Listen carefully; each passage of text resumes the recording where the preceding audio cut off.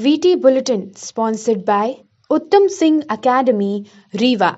नमस्कार, विंध्या टाइम्स में आपका स्वागत है और आपके साथ मैं श्रेया हाजिर हैं आज की बुलेटिन की खबरों के साथ। पहली खबर की बात करते हैं। आज मध्य प्रदेश के पूर्व मुख्यमंत्री कमलनाथ रीवा पहुंचे। रीवा के मनगवा में आयोजित जन आक्रोश रैली में शामिल हुए, जनता को संबोधित किया। महंगाई, बेरोजगारी के मुद्दे पर सरकार पर जमकर बरसे।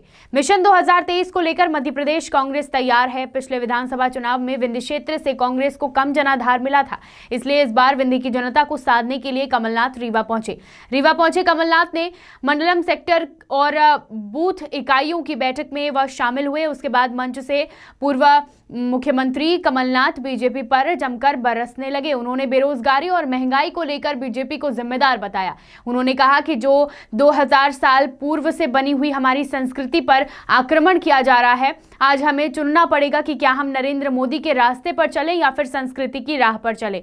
15 साल बाद हमारी कांग्रेस की सरकार बनी थी, लेकिन हमें ऐसा प्रदेश शिवराज सरकार ने दिया था जो बेरोजगारी में नंबर 1 था, किसानों की आत्महत्याओं में नंबर 1, महिलाओं के अत्याचारों में नंबर 1, भ्रष्टाचार में नंबर 1। ऐसा प्रदेश हमें मुख्यमंत्री शिवराज सिंह चौहान ने सौंपा था। फिर भी हमने शुरुआत की और हमने अपनी नियत और नीति का परिचय दिया और काम करते रहे, लेकिन हमारी सरकार को 15 महीनों के अंदर ही शिवराज सरकार ने सौदेबाजी कर गिरा दिया। आज रीवा शहर के ठाकुर रणमत सिंह महाविद्यालय में सांसद जनार्दन मिश्रा की अध्यक्षता और मुख्य अतिथि के तौर पर उपस्थित मध्य प्रदेश विधानसभा अध्यक्ष गिरीश गौतम के तत्वाधान में राष्ट्रीय शिक्षा नीति की सार्थकता विषय पर उद्बोधन का कार्यक्रम रखा गया। इस कार्यक्रम में विधानसभा अध्यक्ष ने अपने उद्बोधन में कहा कि आज की युवा पीढ़ी सब कुछ गूगल में सर्च करना चाहती है, लेकिन जो जानकारी गूगल में पहले से ही मौजूद है वह कितनी सत्य है उसकी जाँच करना नहीं जानती। नई शिक्षा नीति इसी पर आधारित है कि बच्चों को गूगल से पुस्तकालय की ओर वापस लाना। आगे विधानसभा अध्यक्ष ने ये कहा कि आज की युवा पीढ़ी अमिताभ बच्चन के बारे में तो जानती है, लेकिन भगत सिंह के बारे में उन्हें कोई जानकारी नहीं है। नई शिक्षा नीति का यही उद्देश्य है कि आज की युवा पीढ़ी अपने भगत सिंह के बारे में भी जाने। कार्यक्रम में महाविद्यालय के प्राध्यापक, प्राध्यापिका व सभी छात्र छात्राएं उपस्थित रहे। सतना जिले के नगर निगम क्षेत्र अंतर्गत अंबेडकर नगर कृपालपुर वार्ड क्रमांक 16 के रहवासी पिछले कई वर्षों से मूलभूत सुविधाओं से वंचित हैं। समस्या को लेकर वार्ड वासियों ने शुक्रवार को चक्का जाम कर प्रदर्शन किया। चक्का जाम की वजह से कई घंटों तक लंबा जाम लगा रहा। चक्का जाम की सूचना मिलने पर कोलगवां थाना पुलिस मौके पर पहुंचकर प्रदर्शन कर रहे लोगों को समझाइश दी, जिसके बाद लोगों ने चक्का जाम समाप्त किया। इस दौरान वार्डवासी ने बताया कि कृपालपुर हरिजन बस्ती ऐसा मोहल्ला है जो सभी मूलभूत सुविधाओं से वंचित है।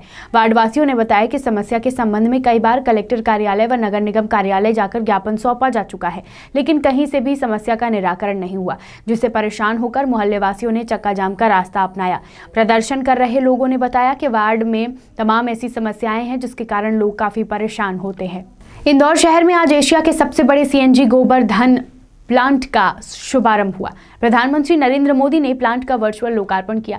इस अवसर पर मानस भवन सीधी में आयोजित कार्यक्रम में सांसद सीधी रीति पाठक, कलेक्टर मुजीबुर रहमान खान सहित जनप्रतिनिधि एवं गणमान्य नागरिक उपस्थित रहे। कार्यक्रम में सीधी शहरवासियों ने सीधी में स्वच्छता के नए कीर्तिमान स्थापित करने के लिए संकल्प लिया और सभी ने बैठकर प्रधानमंत्री नरेंद्र मोदी का उद्बोधन सुना। बात करते हैं बुलेटिन की आखिरी खबर की। अनूपपुर जिले के अमरकंटक ताप विद्युत गृह चचाई में 660 मेगावाट पावर का एक अन्य विद्युत प्लांट लगाने की कवायद शुरू होने जा रही है, जिसका जायजा लेने आज मध्य प्रदेश सरकार के प्रमुख ऊर्जा सचिव संजय दुबे अनूपपुर पावर प्लांट पहुंचे।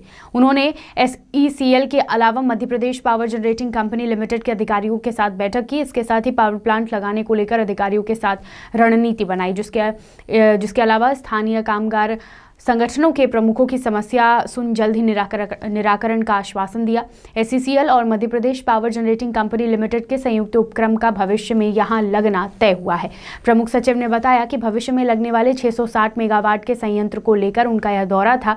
उन्होंने यह SECL के अलावा Madhya Pradesh power generating company limited के अधिकारियों के साथ बैठक की। पावर प्लांट लगाने को लेकर रणनीति बनाई गई है। इसके साथ ही अभी हाल ही में MK फटने से के अलावा अन्य कई बिंदुओं पर अधिकारियों से चर्चा की गई। इस दौरान सचिव ने स्थानीय कामगार संगठनों के प्रमुख आदि की समस्या सुनी और उनके निराकरण का आश्वासन दिया। सर, आज ये जो दौरा हुआ है आपका, किस सब्जेक्ट को लेकर रहा? और राखड़ बांध भी आपने देखा है, पावर प्लांट भी आप गए हैं। राखड़ बांध कैसे टूटा सर, क्या सामने आया अभी तक? जो पर्पस है आज के आने का वो है कि यहाँ पर हम लोग एक 660 मेगावाट की एक नई यूनिट लगाना चाहते हैं।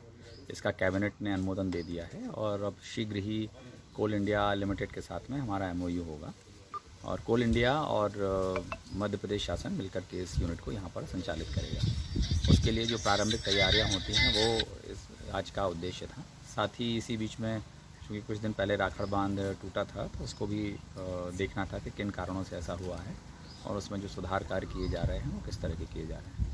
कमियां कुछ मिली हैं, उस पर कुछ निर्णय भी लिए गए हैं, वो आप लोगों को शाम तक पता पड़ जाएंगे। बट उसमें जो कमियां हैं उसके लिए जिम्मेदारी भी तय की जा रही है। इसके अतिरिक्त हम लोगों का उद्देश्य ये है कि प्लांट में हम लोग एफिशिएंसी को बढ़ाएं, जो हमारा प्रोडक्शन है उसको अच्छा करें, क्योंकि अमरकंटक का हमारा प्लांट सबसे अच्छा परफॉर्म करता रहा है। इस वर्ष थोड़ी सी उतनी अच्छी उपलब्धि नहीं हो पाई है, उसके भी कई कारण हैं, उसमें से कोयला की उपलब्धता भी एक कारण रही है। लेकिन हमें विश्वास है कि जिस तरह से हम लोग काम कर रहे हैं, हमारी यहाँ की टीम काम कर रही है, आने वाले समय में ये और भी अच्छा काम करेगी।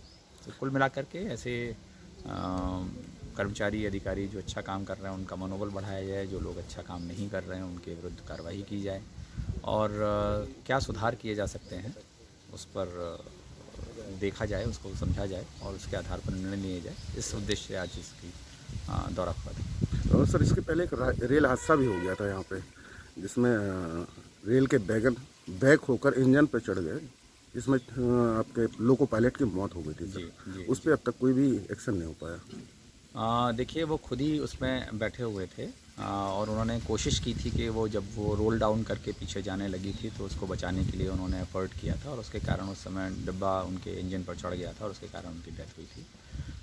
निश्चित रूप से कोई भी हादसा किसी भी प्लांट में नहीं होते रहना चाहिए और ये हादसा हुआ है और उसकी ज़िम्मेदारी भी तय की जा रही है।